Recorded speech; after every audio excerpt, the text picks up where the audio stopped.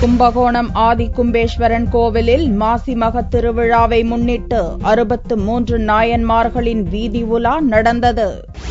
கும்பகோணத்தில் 12 ஆண்டுகளுக்கு ஒருமுறை நடைபெறும் மாசி மகத் திருவிழா உலக பிரசித்தி பெற்றது. இத்திருவிழாவின் முதன்மை கோவிலாக விளங்கும் ஆதி கும்பேஸ்வரன் கோவில் உட்பட 12 சிவாலயங்களிலும் 5 வைணவ திருக்கோவில்களிலும் ஆண்டுதோறும் மாசி மகத் திருவிழா வெகு விமர்சையாக நடந்து வருகிறது.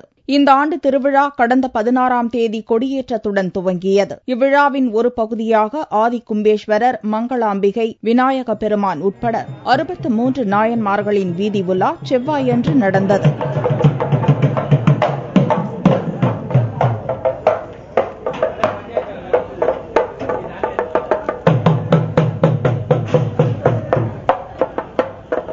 சிறப்பு அலங்காரத்துடன் வெள்ளி பல்லக்குகளில் 63 நாயன்மார்கள் எழுந்தருள முக்கிய வீதிகள் வழியாக புறப்பாடு நடந்து கும்பகோணம் நாகேஸ்வர கோவிலை அடைந்தது. மாசி மகத் திருவிழாவின் முக்கிய நிகழ்ச்சியான தீர்த்தவாரி வரும் 25ஆம் தேதி நடக்கிறது. இதற்கான ஏற்பாடுகள் தீவிரமாக நடந்து வருகிறது.